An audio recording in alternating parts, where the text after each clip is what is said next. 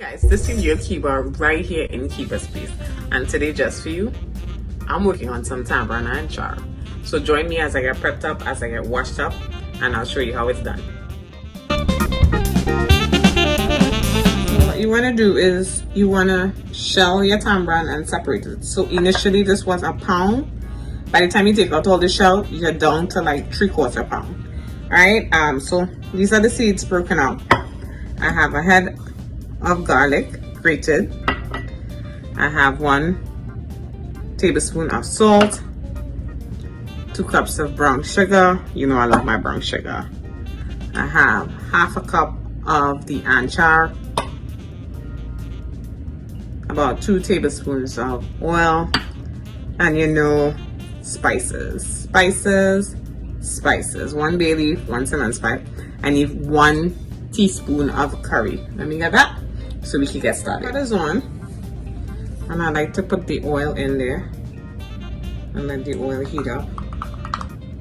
I normally like to put shadow benny in here, recall, depending on where you come from, but I don't have any today and I'm not going to sweat it. So if you have shadow benny, cut that up and let that join the party. Alright, so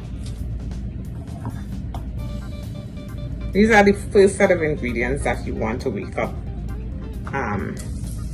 in here. Garlic,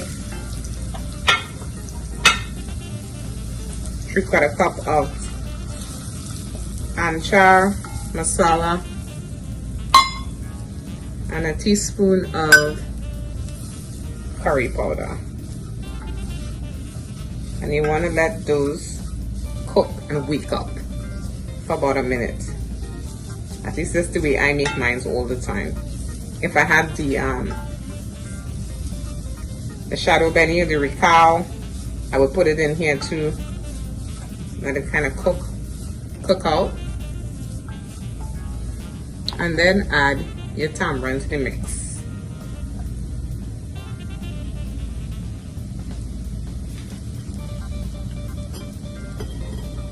You want your heat on low, not too high, because now you're just, you know, joining everything in there.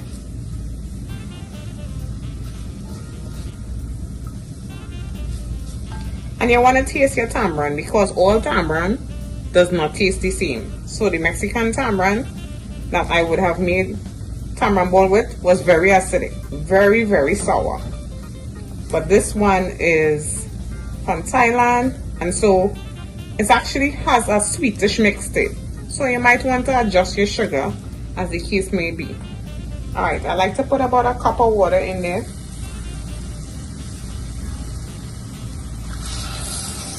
To start off. Alright guys. And then I could raise my heat a little bit. And I put the aromatic cinnamon sticks and bay leaf.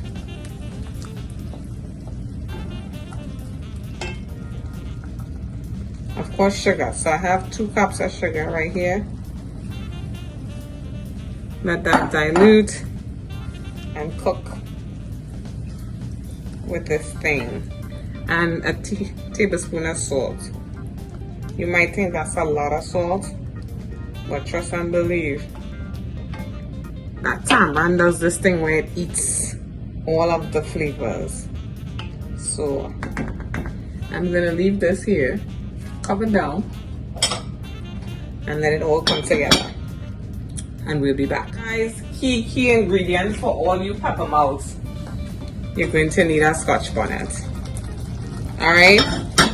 So as you can see, it's working its way. Looks nice already, smells up my kitchen.